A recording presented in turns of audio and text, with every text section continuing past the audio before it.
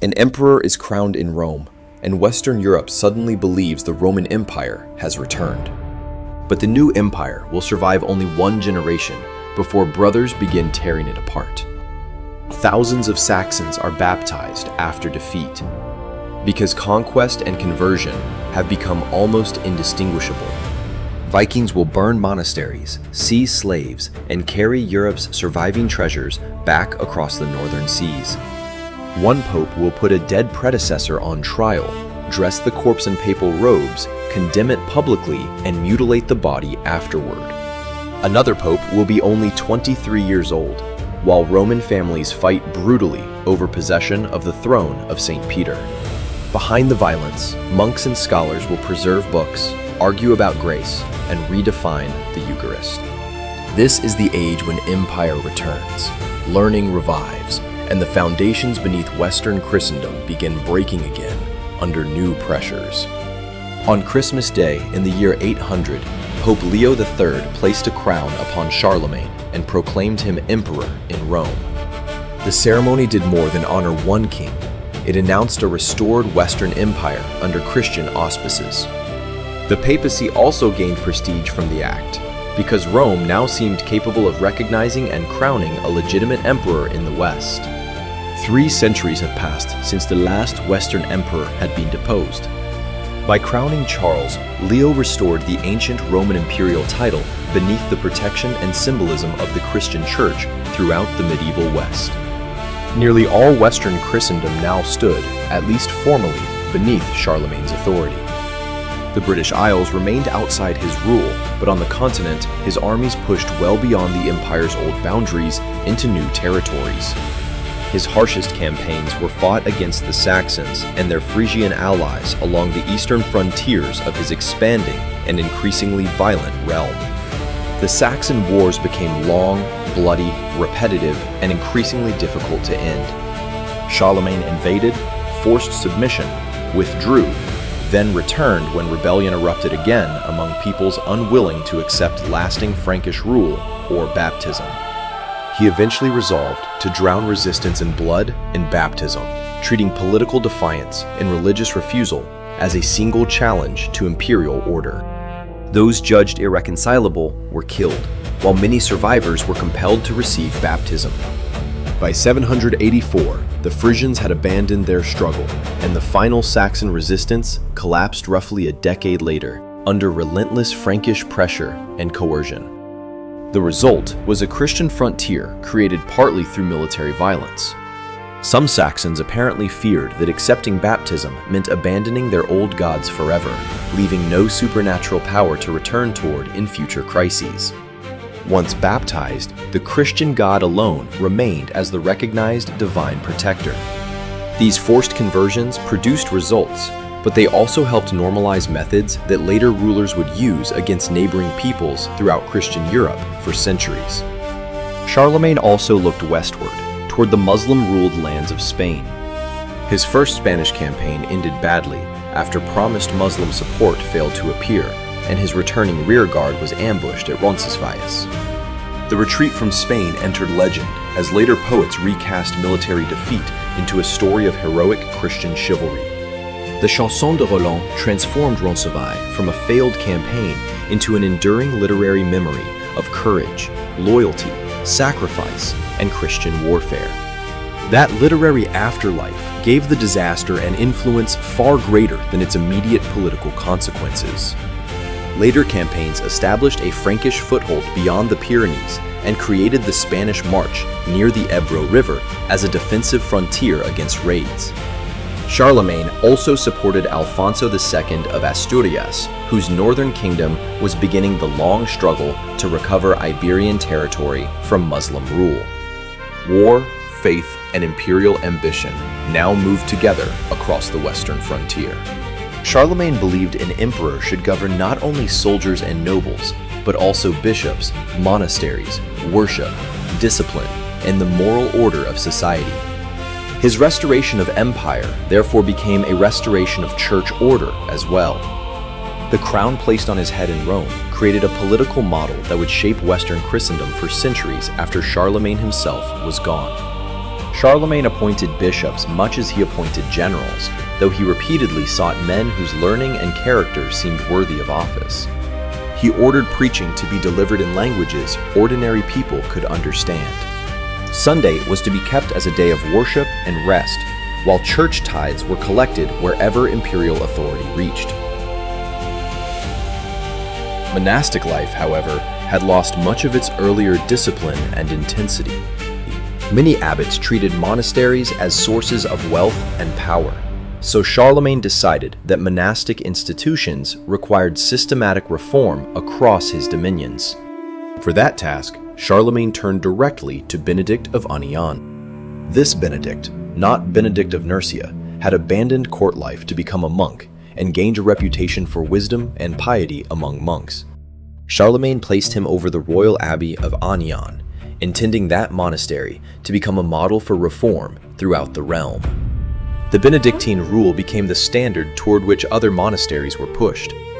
At the same time, Charlemagne supported learning, even though he himself never became a deeply educated scholar by the standards of his court. He revived schools that already existed and encouraged new centers of instruction. At court, he gathered Alcuin of York, whose learning carried traditions preserved in Irish and British monasteries into the heart of Frankish government.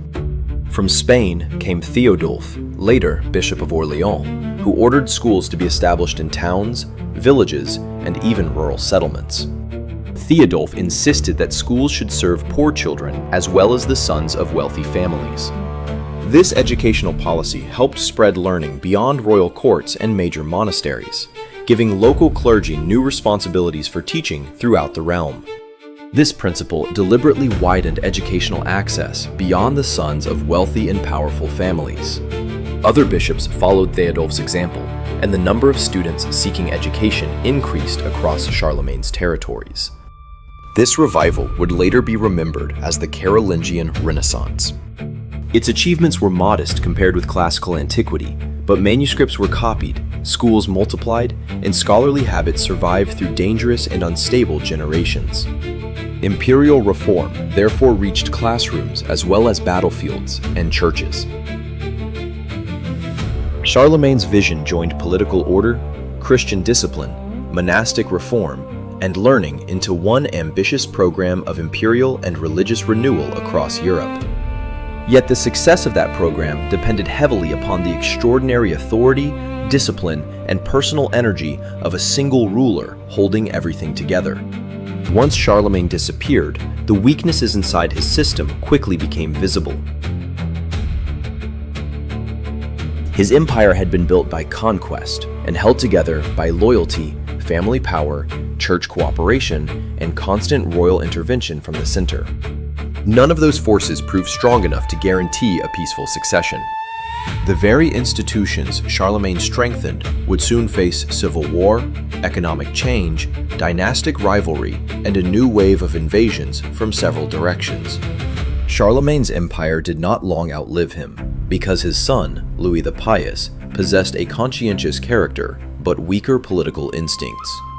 Louis sincerely desired monastic reform and a stricter form of Christian government. Even before becoming emperor, he invited Benedict of Aniane to reform the monasteries of Aquitaine under his authority and stricter spiritual supervision. As emperor, Louis tried to extend that reform across the entire realm. The Imperial Diet of 817 ordered monasteries to follow Benedict's leadership and required bishops and clerics to avoid jewels and ostentatious clothing. The same program declared that portions of church income belonged to the poor. It also attempted to free episcopal elections from excessive royal control by allowing bishops to be chosen by clergy and people. But Louis's generosity made him vulnerable to ambitious men around him. Some bishops and nobles exploited his forgiving nature, while his sons repeatedly rebelled and fought one another for influence and inheritance. Each reconciliation only seemed to prepare the ground for another revolt.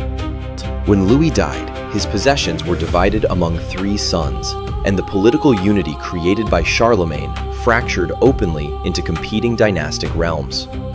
Under Charles the Fat, the divided territories briefly reunited before fragmenting once more. After his death, the ancient imperial structure was once more divided, while Norse raids and other invasions intensified the instability across Western Europe. Economic life was changing at the same time as political authority weakened. The Arab conquests had broken older Mediterranean commercial patterns, limiting Western access to Eastern markets and reducing long-distance trade on a large scale. Money became scarcer, barter expanded, and gold coins grew increasingly rare. In this environment, land became the principal source of wealth because kings and nobles could reward service with estates rather than money across Europe. With estates replacing scarce coin as rewards, political service became increasingly tied to possession of landed wealth. Because bishops and abbots also controlled large properties, the church became deeply entangled in the same land-based political system shaping secular society. From these arrangements emerged the system later known as feudalism. A lord granted land to a vassal, who offered homage and service, while the grant was initially understood as temporary rather than hereditary. Over time, those holdings became hereditary, and competing loyalties allowed powerful vassals to evade obligations by serving several different lords at once. Political power became increasingly fragmented across the Western kingdoms and local lordships. Since ecclesiastical estates carried wealth and local power, selecting bishops and abbots now directly affected the political balance between competing lords. Appointments to church offices, therefore, became matters of enormous political importance. The Carolingian dream of centralized Christian empire was slowly giving way to a patchwork of local powers, inherited interests, and competing territorial loyalties. The revival of learning also produced theological debate, though Western Europe generated only one major systematic thinker during the Carolingian age. That thinker was the gifted Irish scholar John Scotus Eriugena. He settled at the court of Charles the Bald and became unusually important because he could read and translate Greek texts. Eriugena translated works attributed to Dionysius the Areopagite into Latin. Medieval readers believed these mystical works came from a disciple personally mentioned in the New Testament. That mistaken attribution gave the writings enormous authority, allowing a late antique form of Neoplatonic mysticism to enter Western theology almost unquestioned. Their supposed apostolic proximity gave these later writings an authority their true date would never have commanded among medieval Christian readers. Their Neoplatonic mysticism profoundly shaped Eriugena's own developing intellectual world. His great work on the division of nature pushed those ideas so far that many later readers considered it more Neoplatonic than Christian. The book was difficult, abstract, and never produced a lasting school of followers. Other controversies proved more immediate, especially the dispute surrounding Spanish bishops Elipandus of Toledo and Felix of Urgel within the Carolingian Church.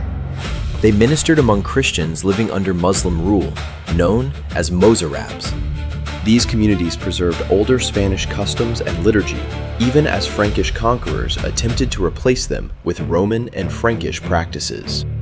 The theological dispute, therefore, carried cultural and political tensions as well. Frankish territorial gains, therefore, did not immediately erase the older religious culture maintained by Mozarab communities under changing rulers. Religious controversy, therefore, became inseparable from cultural identity, because Frankish reformers tried to replace local customs with practices from Rome and France. Elipandus taught that Christ was eternally divine, yet according to his humanity could be described as son by adoption without denying his divinity. His enemies accused him and Felix of teaching a dangerous form of adoptionism. Elipandus rejected the idea that Jesus was merely human, but his distinction between divine and human sonship alarmed Frankish theologians and papal authorities. Beatus of Liébana answered by emphasizing the closest possible union in Christ. Felix was condemned by Frankish theologians and popes, compelled to recant, and prevented from returning to Urgel, where his support remained strong. Elipandus remained in Muslim territory and refused to recant before his death. Another controversy centered on Gottschalk of Orbais, a monk who studied Augustine and defended a severe doctrine of predestination against powerful church leaders. Powerful churchmen, including Rabanus Maurus and Hincmar of Reims, opposed him, and Gottschalk was eventually condemned and imprisoned in a monastery. The Eucharist created another dispute within the Carolingian intellectual revival. Paschasius Radbertus argued that consecrated bread and wine truly become Christ's body and blood, even though their outward appearance remains unchanged. Radbertus insisted that consecration changed more than meaning, memory, or religious symbolism. Bertramnus answered that Christ was genuinely present in communion, yet the Eucharistic body should not be identified with an ordinary physical body. His formulation preserved a distinction between sacramental reality and the ordinary physical presence described in everyday bodily terms. These debates foreshadowed later medieval doctrines, including the language of substantial change that would eventually be called transubstantiation in Western theology. The Carolingian revival was brief, and new invasions soon returned fear, destruction, political chaos, and uncertainty to communities across Western Europe. From the north came the Scandinavian raiders, remembered as Norsemen or Vikings. During the 8th century, Scandinavian shipbuilders mastered vessels that combined sails, oars, speed, and enough capacity to carry large raiding parties. Some Viking ships measured 60 or 70 feet and could carry roughly 80 armed men. Their combination of shallow draft, sails, and oars allowed raiders to move from open seas into rivers and strike settlements with extraordinary speed. European coasts and navigable rivers now formed connected corridors through which sudden attacks could travel. As Carolingian authority weakened, northern warriors discovered that wealthy churches, monasteries, and palaces could be struck quickly and stripped of treasure. Monasteries became especially tempting targets because they stored precious objects and manuscripts. To Christian observers, raiders who attacked sacred houses seemed not merely foreign enemies, but enemies of God striking the church itself.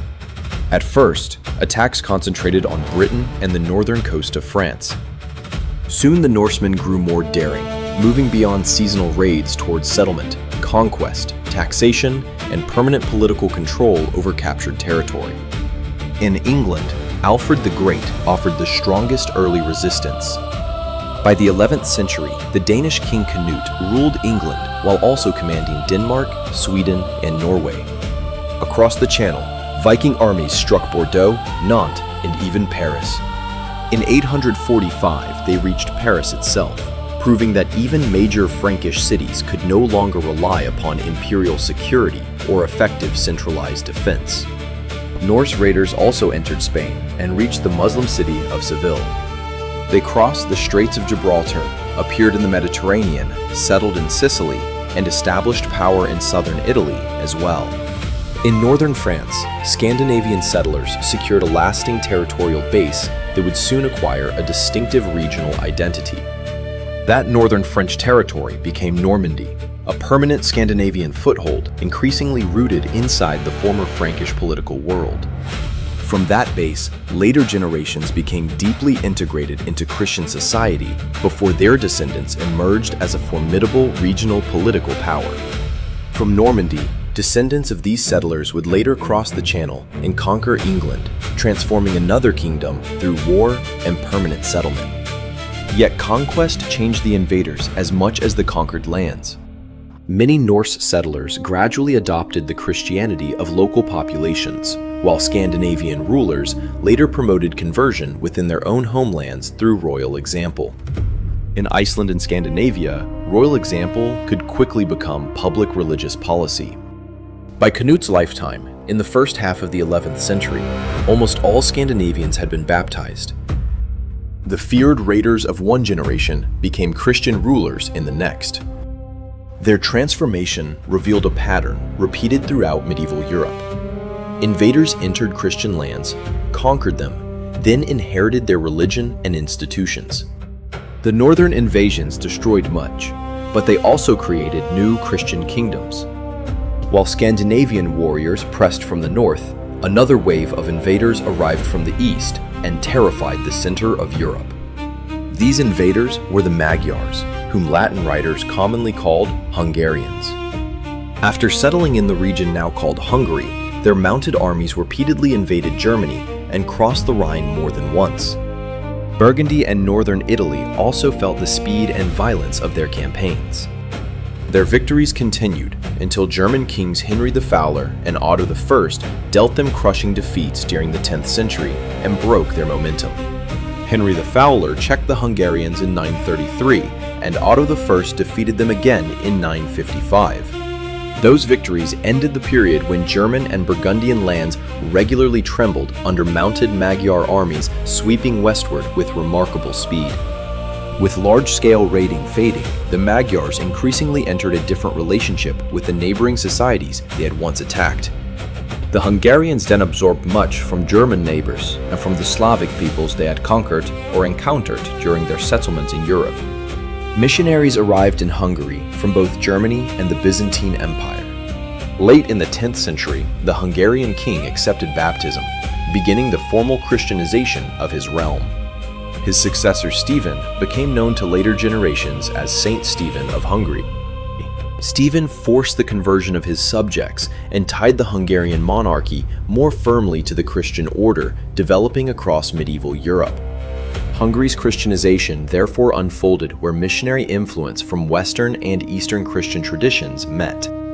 By the reign of Stephen, Christianity had become a royal program capable of reshaping institutions, worship, and political identity across the kingdom. The conversion of invaders changed the religious map as decisively as military victories. Yet the 10th century remained, in one historian's phrase, a dark century of lead and iron across much of Western Europe. Political fragmentation continued even when the great waves of raiding became less frequent. Otto the Great and his immediate successors revived imperial power for a time, but their empire remained shaped by force, rivalry, and unstable alliances. Church institutions increasingly reflected the harsh political conditions surrounding them everywhere.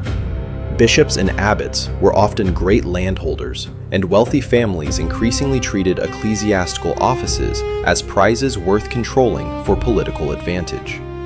The papacy itself would sink to its lowest depths during this violent age. The contrast was striking. Scandinavians and Hungarians were entering Christianity just as the Church's central Roman office was becoming dangerously corrupted. Conversion did not automatically produce moral reform or political stability. Christian Europe could baptize new peoples while simultaneously tolerating violence, dynastic ambition, and manipulation inside its own sacred institutions and hierarchies. The next crisis would not come from pagan raiders, but from Christian Rome itself. The throne associated with St. Peter became the object of struggles among aristocratic families, emperors, rival clerics, and armed factions inside Rome itself. That struggle would eventually turn the Roman papacy into a battlefield. Charlemagne's coronation had given the papacy enormous prestige, because popes now appeared capable of placing crowns upon Western emperors and legitimizing their authority. Yet Rome itself often remained politically chaotic and difficult to govern.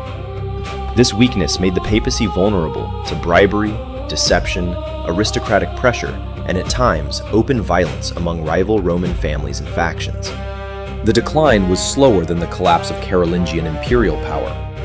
During periods of weak emperors, popes could appear to be the only universal authority still standing in Western Europe amid political fragmentation.